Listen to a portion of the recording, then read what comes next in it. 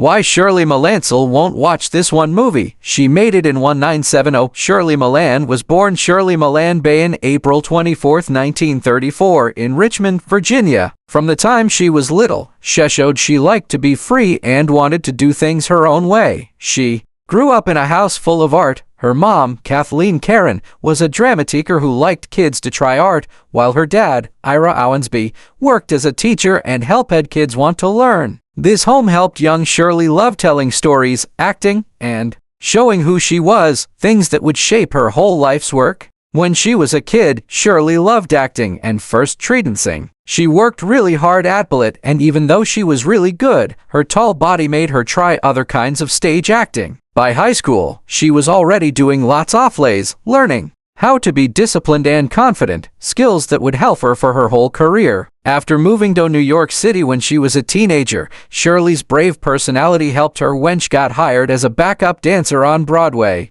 In a lucky accident that has become a famous Broadway story, she got her big chance in 1954 when Samine asked her to fill in for the main actress in the musical The Pajama Game. Her acting caught the eye of Hollywood producer Hal B. Wallace, who quickly signed her to a Paramount Pictures deal. Shirley's Hollywood career started really fast. She made her first movie in Alfred Hitchcock's dark funny movie, Trouble with Harry, 1955, where her natural charm, quick jokes, and special beauty made her different from other actresses of that time. During the late 1950s and 1960 seconds, she became known as one of the best actresses who could do many things, giving great performances in movies like Some Came Running, 1958, The Apartment, 1960, and Irma Lattis, 1963. Working with famous directors like Billy Wilder and Vincente Minnelli, she showed she could do both serious acting and perfect funny acting. Her career was never stuck in just one type of movie. Along with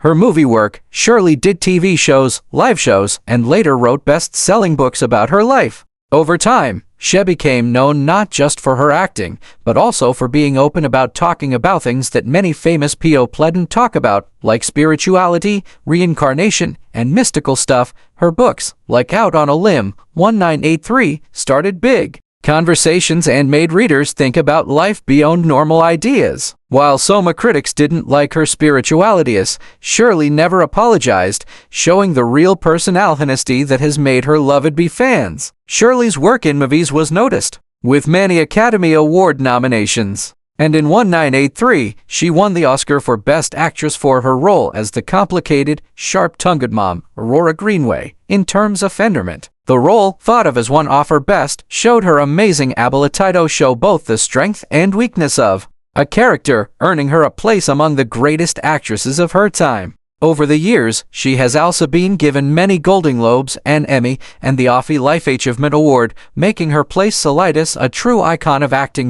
In 1983, Shirley MacLaine wrote the groundbreaking book Out on a Limb, which not only told her life story, but also went deep into her personal journey through spirituality, mysticism, and exploring mystical things. In this book, MacLaine honestly shared her beliefs in reincarnation, karma, and having a higher consciousness, topics that were thought of as controversial at the time for a Hollywood star of her fame. The book connected with readers around the world, giving a close look at her search for inner truth and her struggles with fame, relationships, and personal growth. It was so popular and had such a big impact that 5 years later, in 1988, it was made into a TV movie with the same name, bringing her spiritual story to a bigger audience. The movie, starring MacLaine herself, captured the main idea of her life story and her journey toward finding herself, making her reputation even stronger as a fearless and thoughtful artist, not afraid to explore unusual themes. The next 10 years marked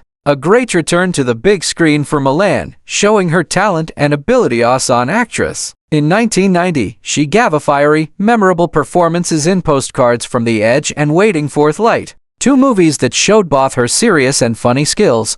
Postcards from the Edge, based on Carrie Fisher's semi-autobiographical novel, let MacLaine play the complicated and layered character of a mom dealing with crazy life of her daughter while waiting for the light, showed her ability to balance warmth, humor, and deep feelings in a more family-oriented story. These performances made her known again as one of Hollywood's most exciting and captivating actresses, able to draw audiences in with both seriousness and charm. The success continued throughout the 1990s as MacLaine appeared in a bunch of successful movies. In Use It People, 1992, she played a strong, opinionated mom dealing with familial problems and complicated love, earning praise for her detailed and heartfelt performance. In Guarding Tess, 1994, she brought her trademark wit and commanding presence to the role of a former First Lady, having a fun battle of wits with her co-star Nicolas Cage. Later in Mrs. Winterbourne 1996, MacLaine again showed her ability to play sophisticated, charming characters, smoothly blending elegance with funny timing.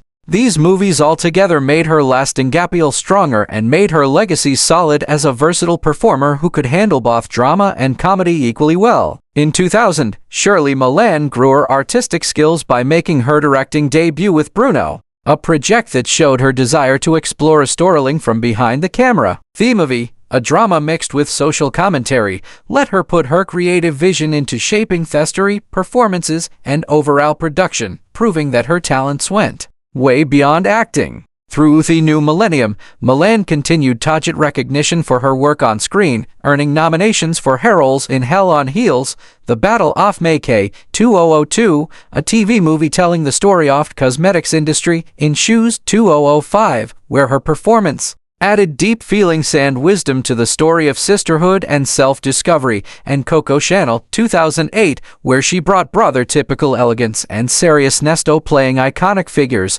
making her status even stronger as an accomplished and respected veteran of movies and television. In 2011, MacLaine went back to her writing with the publication of I'm All Over That and Other Confessions, a best-selling memoir that gave readers an honest and funny look into her life. In this book, she shared thoughts about love, marriage, relationships, personal wins, failures, and her views on home life, all told with her signature wit and charm. The book became a cultural touchstone for fans and aspiring writers alike, showing her ability to connect with audiences not just through performance, but also through her eloquent storytelling and sharp observations on life's complications. Since 2012, Shirley MacLaine has brought her lasting talent to the small screen, playing the role of Martha Levinson on the hit TV series Downton Abbey. In this returning role, she captivated audiences with her ability to play a motherly figure of intelligence, sophistication, and deep feelings, smoothly blending into the richly woven tapestry of the show's aristocratic world. Her performance added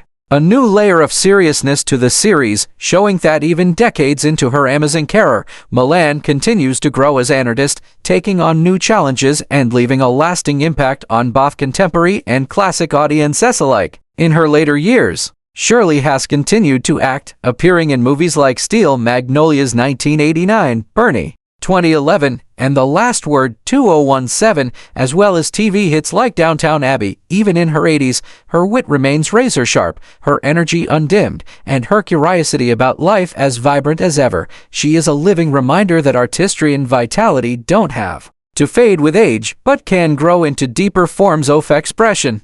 Shirley MacLaine's personality, especially her marriage and romantic relationships, has long fascinated the public almost as much as her prolific career in movies and stage. She was married to businessman Steve Parker in 1954, at a time when MacLaine's career was just beginning to gain significant traction in Hollywood. Their marriage lasted for nearly 3 decades, finally ending in divorce in 1982, marking the end of a long and complicated career in her life. Together, MacLaine and Parker had one child, a daughter named Sachi Parker, born in 1956. Sachi would grow up under the intense spotlight that surrounded her mother, giving her a unique perspective on both glamour and the pressures of life connected to a Hollywood legend. MacLaine's approach to marriage and relationships, however, wasn't conventional even by the standards of Hollywood's often scandalous social circles. In April 2011, while promoting her memoir, I'm Over All That, she revealed in a candid interview with Oprah Winfrey that their marriage to Steve Parker had been open.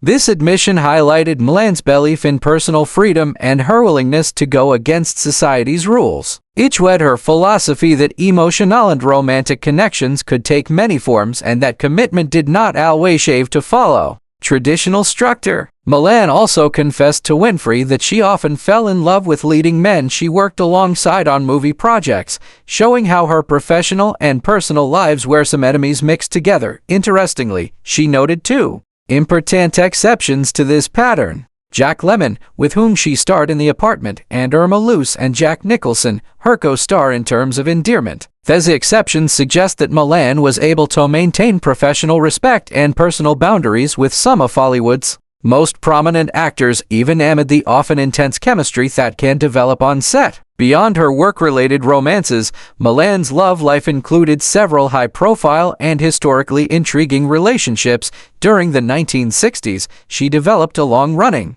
affair with Lord Mountbatten, a British royal and notable public figure. This liaison added an element of international intrigue to her personal narrative and underscored MacLaine's magnetic charm, which crossed both professional and national boundaries. Additionally, she had a romantic relations with Andrew Peacock, an Australian politician and two-time leader of the Liberal Party, further demonstrating her interest in influential figures outside of the entertainment industry. These relationships reflect the breadth of MacLaine's social and emotional life, revealing a woman who was deeply engaged with powerful, intelligent, and often complex partners. Shirley MacLaine, the iconic and ever-mysterious actress whose career spans decades and genres, has a peculiar and fascinating quirk that continues to intrigue both fans and movie historians alike. Despite her legendary profession and willingness to throw herself into an astonishing variety of roles, she has openly admitted that there is one episode, or more precisely,